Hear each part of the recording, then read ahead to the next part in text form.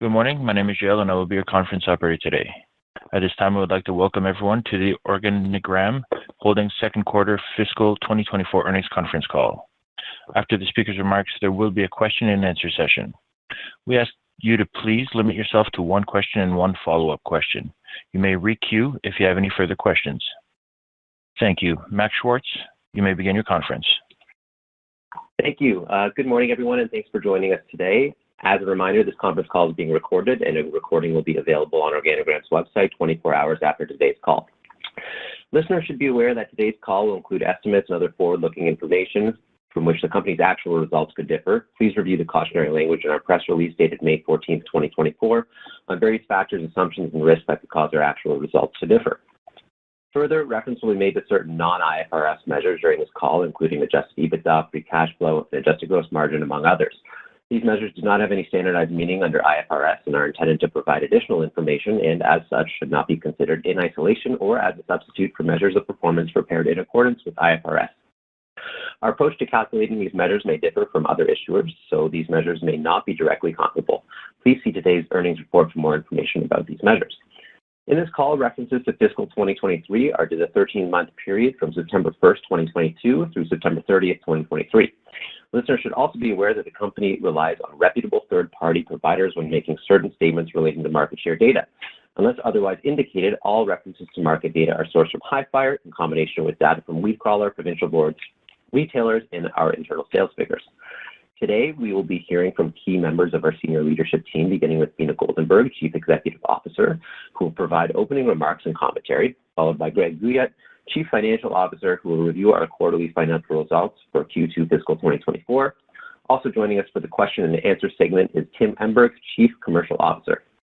Before I hand the call over to Beena, I would like to extend a thank you to those on the call today who made it out to our Investor Day and facility tour in April. We received a lot of positive feedback, but by far the most common thing we heard from attendees was how compelling it was to see the initiatives we've been talking about in our communications in person. In the months to come, we will be developing a digital version of this experience so our current shareholders and industry stakeholders can gain a better understanding of where our business is headed. With that, I will now introduce Beena Goldenberg, Chief Executive Officer of Organigram Holdings Inc. Please go ahead, Ms. Goldenberg. Thank you, Max, and good morning, everyone. We appreciate you all joining our call today and for your continued support of Organigram. It's hard to believe that we're already halfway through our fiscal year, and we're pleased to report that the events and changes that Organigram has undergone in the first half of the year have truly set us up for success in Canada and internationally for the balance of the year and in years to come. As we venture into the second half of 2024, we are confident that we will be in a position to truly accelerate our performance in Canada and internationally while putting the building blocks in place to allow us to deliver on our ambition to be a global leader in the cannabis industry. During today's call, we'll be discussing our performance highlights for the quarter and some important themes that will illustrate why, despite some ongoing headwinds, we remain confident in our ability to continue to deliver on our growth plans. These are innovation as a continued focus area of ours and a growing competitive advantage for our company, international development as part of our ambitions to be a global leader in the cannabis space, and Canadian recreational business and how we're poised to continue on our growth trajectory. Before we dive into these exciting topics, I'd be remiss to not address one important factor enabling us to comfortably weather the headwinds and support our growth plans, and that's the increase in our cash position. This year, we significantly enhanced our already strong cash position by raising capital at a substantial premium to our share price. In Q2, shareholders approved a $124.6 million follow-on investment from BAT, with the first $41.5 million tranche successfully closed and the second $41.5 million tranche expected to close by the end of August. Additionally, towards the end of the quarter, we announced and subsequently closed an oversubscribed financing round, generating an additional $28.8 million in gross proceeds. By the close of the final tranche from BAT at the end of February 2025, Organigram will have nearly $200 million in pro forma cash on hand, an enviable position in today's challenging environment. Once again, I'd like to emphasize our disappointment with the Canadian government's reluctance to address critical issues impacting the cannabis industry in Canada. The biggest challenge for most Canadian cannabis LPs lies in the struggle to achieve sustainable profitability, with excise duties representing up to 35% of sales. Despite the federal government's collection of almost $900 million in excise revenue from cannabis in 2023, surpassing revenues from beer and wine combined, no relief measures close to those extended to the beverage alcohol sector have been offered to the cannabis industry. To make matters worse, the recently announced federal budget did not address any form of improvement to the excise framework, despite recommendations from the industry, the Standing Committee on Finance, the Competition Bureau, and the expert panel reviewing the Cannabis Act. Given Organigram's leadership position in the Canadian market, we remain steadfast in advocating for a fair and equitable excise framework that serves both industry interests and federal government's objectives of safeguarding public health by diverting consumers from the illicit market. Despite this ongoing challenge, Organigram is well equipped to weather today's taxing regulatory environment and remain a leader in the sector. Not only have we demonstrated our ability to thrive in Canada, demonstrated by our 21% year-over-year growth in our recreational business this quarter, but we are also in an excellent position to invest in the growth of our international business with our robust balance sheet. Organigram's ambition to be a global leader in the cannabis space will be achieved by exporting our high-quality, high-margin products to international markets and through the expansion of our footprint in emerging markets like the U.S. and Germany, enabled by the $83 million Jupiter Strategic Investment Pool, funded by two-thirds of BAT's follow-on investment. In Q2, the company made its inaugural Jupiter investment and second U.S.-based investment in Open Book Extracts, a leading provider of hemp-derived extracts and products. Through this investment, Organigram stands to gain invaluable insights into the U.S. landscape by leveraging OBX's extensive experience with key players in the U.S. cannabis market. Moving forward, we expect to collaborate with OBX on product launches in the U.S., capitalizing on the explosive growth of the hemp-derived THC market for edibles and beverages. With the DEA reportedly moving towards rescheduling cannabis, the opportunity in the U.S. is compelling, and we are carefully monitoring the regulatory landscape while we expand our footprint. Outside of the U.S., there are also a number of very compelling investment opportunities unfolding that we're well positioned to take advantage of. The decriminalization of cannabis in Germany, growth in Australia and the UK, pilot programs in Switzerland, and medical frameworks being introduced in a growing number of markets, to name a few. We've also made considerable progress with our international export business and are yielding tangible results from our efforts. In January, we completed our first shipment of medical flower to Sanity Group in Germany, and shortly after, we successfully shipped cannabis to 4C Labs for distribution in the UK. Subsequent to quarter end, we completed our second shipment to Sanity. Further, we signed 2 new supply agreements with medical cannabis suppliers in Australia and the UK, all while exploring additional opportunities in entirely new markets for Organigram. Our international revenue saw a significant decline versus Q2 fiscal 2023, driven by a large reduction in sales to Israel as we await payment of an outstanding receivable. We are working with our Israeli customer on a payment plan and are optimistic that we will resume shipments to Israel in due course. That said, we are very encouraged by our return to international sales growth over the last 3 quarters, supported by our new international customers. Furthermore, our growth in flower exports is poised to receive a significant boost from Organigram's EU GMP licensing at our Moncton facility. Following a successful preliminary audit in February, we are optimistic that obtaining the certification, thereby enhancing our export margins and further expanding our international customer base. Now, if Organigram is synonymous with one thing, I think we could all agree that it's our relentless pursuit of consumer-centric innovation as a competitive advantage. Where other companies are cutting back, we're doubling down. You've heard me speak about the nano-emulsion technology that is being worked on by the Product Development Collaboration Team. Excitingly, the PDC have received the preliminary results from a groundbreaking clinical study that was undertaken to validate this technology. The team is now analyzing the data, and we're excited to share the results with you soon. The patent-pending nano-emulsion technology aims to unlock the full power of ingested cannabinoids that will enable consumers to navigate and control their dosage experience more accurately, a key consumer pain point in the ingestible space. The nano-emulsion production equipment was recently transported to Organigram's Winnipeg facility in April, and the company is preparing to scale up production and sales for these gummies in the fall.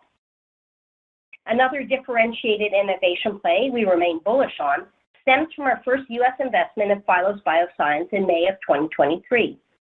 As a result of this investment, we are the only company in Canada offering whole flower-derived THCV. Our introduction into THCV products has garnered significant attention, with retail sales surpassing $3.7 million since their launch in August of 23, and the completion of our first international shipment of THCV flower subsequent to quarter end. Consumer feedback for the Super Sativa powerhouse has been very positive to date, and we plan to continue to expand our portfolio of THCV products. The Phylos investment also brought us seed-based production that many of you have seen showcased during our Investor Day in April. Phylos' seed-based technology presents a transformative growth opportunity for Organigram. We are now systematically transitioning a portion of our Moncton facility to seed-based production, which promises to increase plant yields, significantly reduce cultivation costs, shorten harvest cycles, and deliver more consistent and robust plants. The anticipated cost savings of seed-based production per gram versus clone-based methods range between 30 to 40%. As of now, we have 4 seed-based production rooms online, which is a slower ramp-up than we originally had planned due to the time involved in obtaining seed characteristics which satisfied changing consumer preferences. However, we are encouraged by the yield and potency results of our first harvest. As we streamline our selection processes and further build out our pipeline of seed candidates, we anticipate that we will meet our goal of 30% seed-based production by the end of calendar 2024. Regarding vapes, we previously highlighted our investment in Green Tank as a means to bring innovation to our vape portfolio and finally address our underperformance in this category. In Q2, we conducted a test launch of Green Tank's new atomizing technology in select markets. At the end of the test launch, we saw higher than expected consumer returns, and given our firm commitment to quality, the consumer, and our provincial board partners, we are working to address the issue before our anticipated national rollout. In parallel, extensive work within the PDC has taken place on several innovative vape solutions that we believe will begin to add to Organigram's portfolio of compelling and differentiated vape products.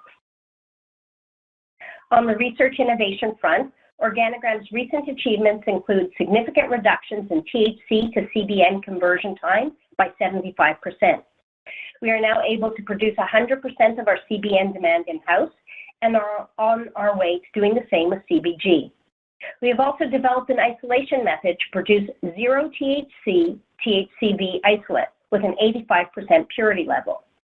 We are identifying more genetic markers for disease and powdery mildew resistance, terpene synthesis, and other markers, which will allow us to select cultivars with more of the properties we want and less of the ones we don't.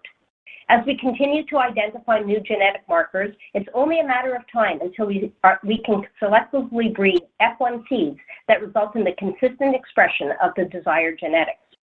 Research like this is what sets Organigram apart from other producers and provides us with the long-term advantages. Now, on the domestic front, Organigram maintains a leadership position in every major product category except vapes.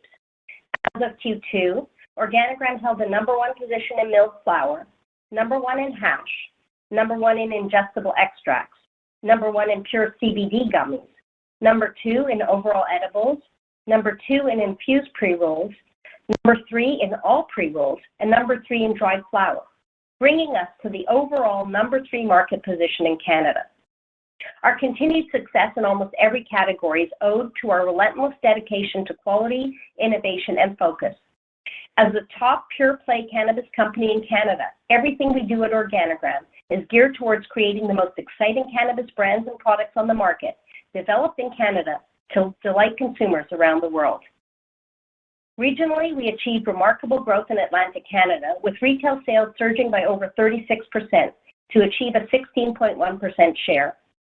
Additionally, our market share in Quebec reached a record high 9.1% in March, signaling that we're building a stronghold in Canada's second most populous province, all while maintaining a top 5 position in every other province across Canada. It goes without saying that we're committed to innovation, but innovations are stronger when they're carried by great brands. The success of our SHRED brand underscores our commitment to innovation and market leadership. With retail sales now exceeding $200 million annually, SHRED has introduced several industry-first innovations, including flavor-forward milled flower, Rip Strip hash, whole flower-derived THCV gummies, and milled THCV flower. In Q2, we introduced our first carton-style box of joints, SHRED Rainbow Ounce Darts, offering consumers 7 packs of 10 darts in 4 different flavors. Our newly launched SHRED Rainbow Heavies, which consists of 3 flavored IPRs with over 40% THC, achieved over $450,000 in retail sales within their first month in the market. Among our other successful brands are Monjour, which continues to dominate the pure CBD gummy segment with 51% market share, growing 65% year over year. Tremblant, which leads in hash, resulting in our 23% share in the category. And Big Bag of Buds, which is a leader in our large format flower category. We don't often speak about Big Bag of Buds, but this quarter we launched Serial Jealousy, a new cultivar from Organigram. This was our fastest ever launch to reach $1 million in sales, and our highest sales achieved for a new launch within 2 months of hitting the market. We are also particularly excited about the revitalization of our Trailblazer brand, aimed at meeting the needs of a very large and underserved consumer segment, the passionate female believer. The new Trailblazer flower line was unveiled, showcasing hang-dried, smart-cured, hand-packed premium and potent flower and pre-rolls in vibrant glass jars, with shipments that began in April. So to recap, the latter half of fiscal 2024 presents many opportunities for Organigram. Our growth in the domestic market continues due to our focus on innovation and understanding consumers. Our $83 million Jupiter Fund and excellent balance sheet allow us to explore more strategic investments like Phylos and open book extracts, geared towards garnering competitive advantages and growing our international footprint. And we are growing our export customer base, which contributes to expanding our international revenue. With that, I will turn the call over to Greg to discuss our financial performance for the quarter. Thank you, Beena. As Beena mentioned in her comments, our recreational net revenue grew by 21% versus Q2 last year versus approximately 7% market growth over the same period. When taken together with the decrease in international sales compared to Q2 of last year, we saw a net increase in our gross revenue of 8.6% to $57.4 million for the quarter, compared to $52.9 million in the same period, the same prior year period. Given the impact, a decrease in international sales of $8.6 million between Q2 and the same prior year period, our net revenue saw a modest contraction in the quarter of 5%, resulting in $37.6 million in net revenue, partially offset by an increase in wholesale revenue of $1.3 million. Organigram is current with its excise duty obligations, remitting approximately 34% of its gross revenue to the CRA. Organigram's cost of sales in Q2 fiscal 2024 was $26.4 million, compared to $29.6 million in Q2 fiscal 2023, representing a decrease of 12%. The decrease in the cost of sales over the same prior year period was primarily due to higher inventory provisions in Q2 fiscal 2023 of $3.2 million, related to net realizable value adjustments of inventories. We harvested approximately 19.9 thousand kilograms of flower during Q2 fiscal 2024, compared to 20.6 thousand kilograms in Q2 fiscal 2023, which represents a decrease of approximately 3%. The decrease was primarily attributable to changes in our cultivar mix to address changing consumer preferences. While yields and THC content will fluctuate over time, the trend we have seen over the last 2 years has been larger yields and higher potency. In Q2, year-over-year Organigram experienced a 79% increase in flower produced containing more than 24% THC, Now, about 25% of our harvest is clocking in between 24 and 26% THC, and 25% is testing above 26%. Compared to Q2 fiscal 2023, our yield per plant has increased. Higher yields should reduce the cost of cultivation in the long run, and as this flower is sold, and we expect to achieve higher gross margin rates. In Q3, we should begin to see some lower cost flower harvested in Q2 flow through the P&L, with that trend expected to continue into Q4. In Q2 fiscal 2024, adjusted gross margin remained stable at 31%, or $11.7 million sequentially. Compared to the same prior year period, we experienced a decline in our adjusted gross margin rate from 34%. The year-over-year decline was primarily due to lower international sales, which declined from $10.8 million to $2.2 million between Q2 fiscal 2023 and Q2 fiscal 2024. The delta here is related to a reduction in shipments to Israel, which have yet to recover. Sequentially, however, our international sales have increased to $2.1 million, and we expect this trend to continue throughout the latter half of fiscal 2024. In Q2, Organigram realized approximately $2.4 million of the $10 million in annual savings that we outlined at the end of fiscal 2023, and year-to-date, we have realized $4.7 million of these savings. Driving these continued savings is the use of in-house remediation and rapid drying technologies. There are several other efficiency-driving initiatives underway that we expect will lower our operating costs further. We are reducing the veg time for our clones from 21 days to 14 days, which will reduce costs annually and increase capacity by approximately 1,300 kilograms by freeing up 2 additional grow rooms.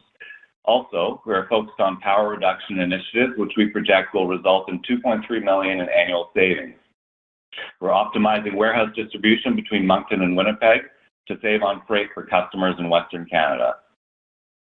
Included in our Q2 SG&A was a reserve of $4.2 million related to our outstanding receivable from our Israeli customer, Canndoc. SG&A remained relatively flat, adjusting for the Canndoc receivable provision, at $15.9 million compared to $16.1 million in Q2 fiscal 2023, or a decrease of 1%. While G&A costs decreased by $1.2 million, they were offset by an increase in sales and marketing costs of $1.1 million related to higher competition in the Canadian marketplace. This quarter, we posted an adjusted EBITDA loss of $1 million compared to adjusted EBITDA of $5.6 million in the same prior year period. This loss was attributed to lower net flower revenue and lower international sales, which negatively impacted our adjusted gross margin rate compared to the prior year period. We are confirming our outlook that our positive adjusted EBITDA in fiscal 2024 will exceed that of fiscal 2023. Supporting this outlook is the expected increase in international sales in the back half of fiscal 2024, as well as efficiency improvements and lower cost of flower, which is expected to start flowing through our P&L in the back half of fiscal 2024. Net loss for Q2 fiscal 2024 was $27.1 million, compared to a net loss of $7.5 million in the same prior year period. The increase in net loss from the comparative period is primarily due to a lower gross margin, resulting from a reduction in the gain of fair value of biological assets, and an increase in a fair value loss of derivative liability of approximately $11.9 million, related to the future issuance of BAT preferred shares. From a statement of cash flows perspective, net cash used in operating activities was $9 million in Q2 fiscal 2024, compared to a use of $19.7 million in the prior year period. The decrease in cash used in operating activities of 54% was primarily due to an increase in accounts payable, resulting from a shift from monthly to quarterly payments of excise duties in accordance with excise duty regulation payment schedules and improvements in our regular payment terms. Cash used by investing activities in Q2 fiscal 2024 was $1.9 million, compared to cash provided of $11.7 million in Q2 fiscal 2023, which was driven by a redemption of short-term investments in Q2 2023 of $15.2 million. On the topic of cash, we're very pleased to state that we have one of the healthiest balance sheets in the industry. As of March 31, 2024, we had a total cash position of $83.6 million, including both restricted and unrestricted cash, negligible debt, And as Beena mentioned, our pro forma cash position after the closure of the second and third BAT tranches and our recent equity raise of gross proceeds of $28.8 million is expected to start approaching $200 million. We focused our efforts this quarter on bolstering our cash, driving costs out of the business, expanding our international reach, and expanding market share while investing in the long-term efficiency of our business to set us up for success in the latter half of fiscal 2024 and beyond. We did incur the loss of margin due to lower international sales and are focused on rapidly growing 2.0 segments such as infused pre-rolls, which attracted higher excise duties. However, we head into Q3 confident that the back half of the year will demonstrate our ability to generate improved financial results. We continue to expect positive cash flow from operations before working capital adjustments by the end of fiscal 2024. This concludes my comments. I'll now turn the call back to Beena. Thank you, Greg. The cannabis industry is still in its infancy, and after considerable growing pains, it looks like we're entering a period of renewed excitement around the sector, fueled by macro tailwinds that we believe will favor established leaders in the space, of which Organigram is clearly one of the very select few in Canada. Today, Organigram stands as a leading LP with significant cash reserves and negligible debt. This represents a considerable competitive advantage, substantially mitigating liquidity risks and facilitating the expansion of our presence in international cannabis markets. We have persisted through every challenge presented to us, ranging from irrational price compression, overstated THC levels, nanny-state regulations, and an illogical excise framework, to achieve growth in our domestic business and to set us up for a long-term growth trajectory.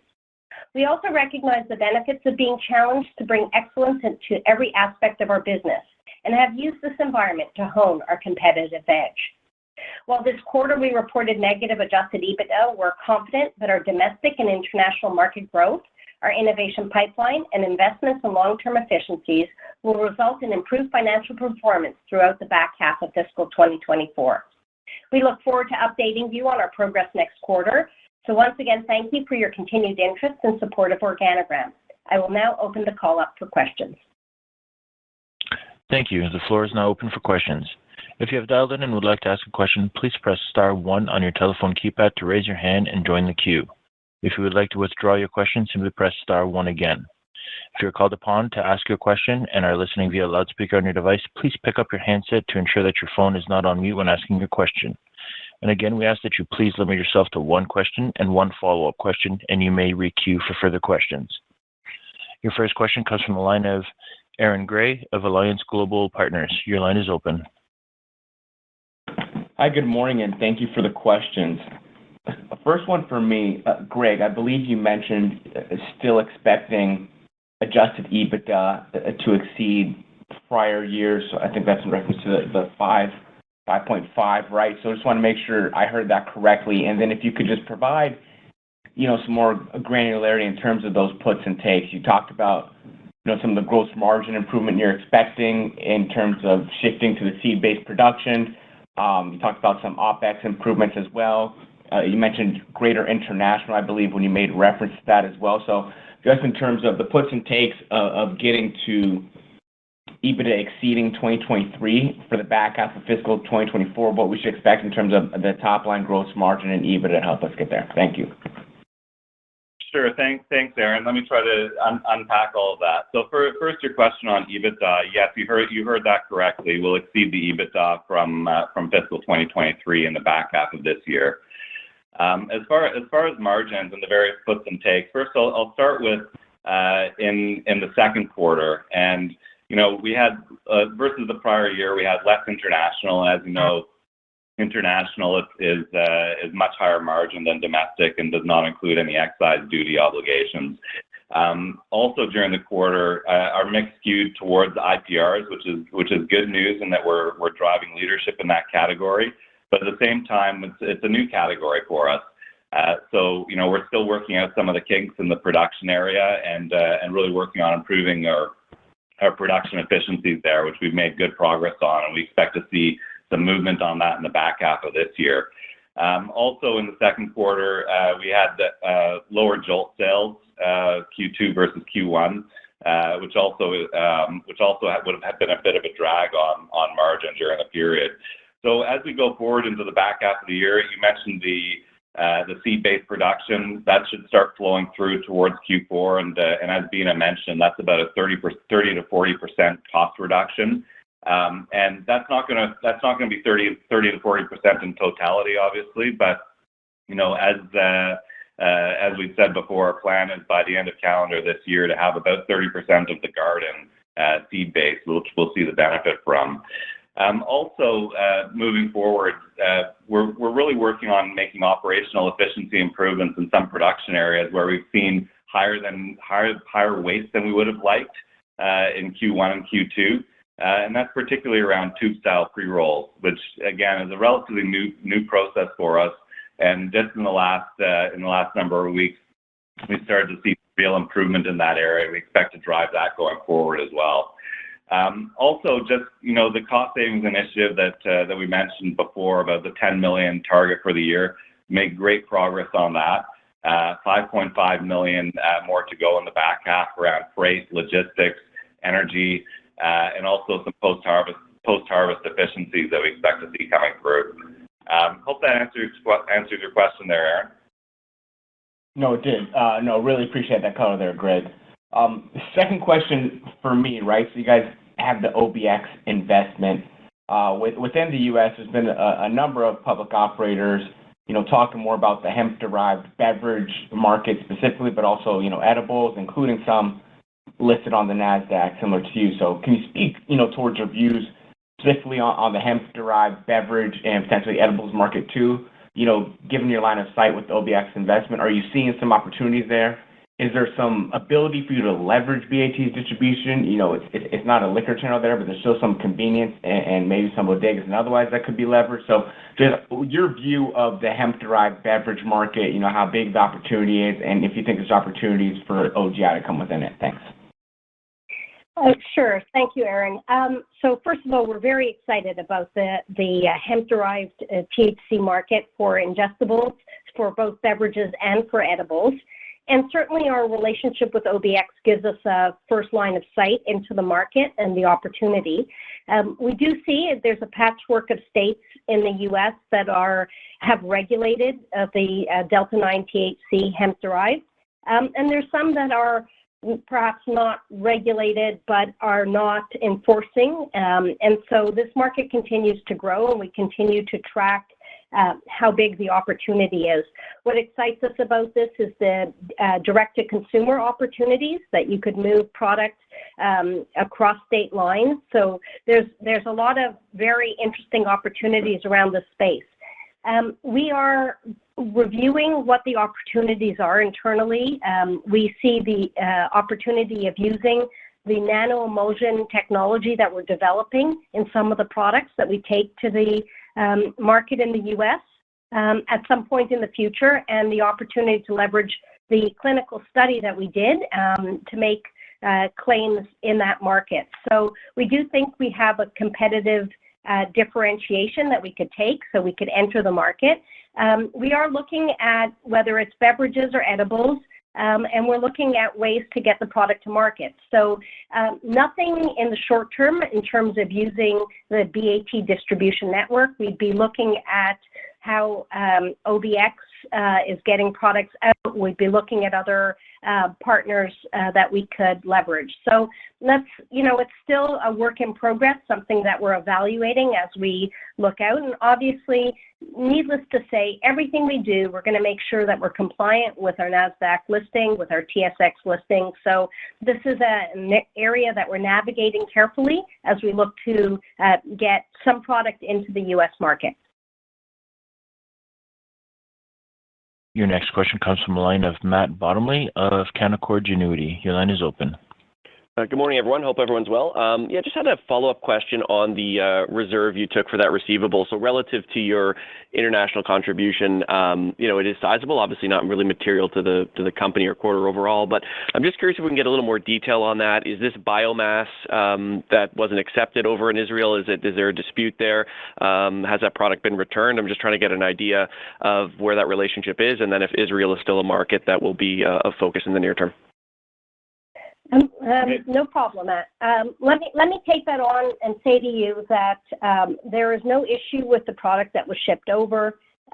This was a situation where the receivable was due at the end of October, and we all know what happened in that country on October 7th. So there is a delay in payment. The customer says they'll pay us, but at this point, it's 6 months past due. And so we took the reserve on our books. We expect to continue to work with the customer to get a payment plan that we're comfortable with. It is our intention to, in due course, get back to shipping to Israel. It's an important market for cannabis, and it's a higher margin market than Canada, as Greg alluded to, in terms of our international growth. And so it's something that we want to do, but obviously with the size of the outstanding receivable, we have been on standby at this point, and we have stopped shipping until we get this resolved. Okay, thanks for that. And just one other question for me, just on the cadence of sort of the adjusted EBITDA rebound for the back half of the year here. I'm just wondering if sort of cash flow from operations will be linear to that, or will we see an outperformance in sort of the CFO, given the fact that international sales likely have a higher margin and will drive more to the bottom line? Hey, thanks for that question, Matt. Right now, we're expecting the cash flow from operations improvement to be roughly linear, and that's really driven by the changes in working capital. And we are continuing to invest in the business, and we're investing in working capital as well. So, that's really going to be an important driver there beyond just the sales internationally. And for example, over the first quarter, we invested more in inventory than we had in the past, in order to make sure that our customer service levels were much higher than they had been. So, just as an example, our on time and in full shipments to the provinces was up to over 95% in Q2 as a result of that investment. So that's the one caveat to the linear versus sort of exponential following the international. Thank you. And again, if you would like to ask a question, press star followed by the number 1 on your telephone keypad. Your next question comes from the line of Frederico Gomez of ATB Capital Markets. Your line is open. Good morning. Thank you for taking my questions. My first question is on Germany. I think yesterday there was an article mentioning there was a change in regulations there that could, potentially expedite the second pillar of their legalization plan. So I'm just curious if you've seen that. Could you comment on it in terms of your expectations for that second pillar, as well as just, in terms of your EU GMP certification? Do you have any sort of timeline for that? Thank you. No problem, Fred. So let me start with the first point. Yes, we have seen the same news around the second pillar of the German legalization and progress, and we're excited about that. Really what that is all about is enabling pilot programs similar to what we've seen in Switzerland, where they're going to allow, to certain, licensed producers or cannabis companies to have pilot facilities so they could pilot programs so that they could test how the market runs and form some better understanding of the market. We're excited about that. We're talking with some of our customers that we're dealing with in Germany about the opportunities in that market. And this is just, again, another example of the legalization framework opening up in Germany, which we're excited about. It's another big market. So any progress like this, no different than the DEA rescheduling that they're talking about in the U.S. These are all good macro tailwinds for the industry, and we're excited about the opportunity it presents. In terms of the EU GMP, we had our preliminary audit back in February, and we were successful with that audit. So we're now just waiting for confirmation from the regulatory authorities on when they will be coming out to do the final audit. Our hope is that it will happen this summer, but, we're kind of not in control of their timeline, so we're just waiting for that to be scheduled. Thank you for that, Beena. My second question is just, you mentioned that, rescheduling in the U.S. could potentially help your U.S.-based strategy in terms of your investments. So just curious, how exactly could that play out? Is it about the sort of investments that you would be able to pursue and while, being compliant with your NASDAQ listing, or is it about helping, I guess, your investments that you have already made in the U.S. To perform better? So just any color on how rescheduling could help you in the U.S. Thanks. Sure. So again, just to reiterate, look, we think that the whole DEA rescheduling is really a positive move forward that signals, the evolution of the U.S. movement towards federal legalization. So we're excited about that. Now, it doesn't really help much for us from a compliance position, as you mentioned. With our NASDAQ and TSX listings, we still can't consolidate or control anything that's plant touching.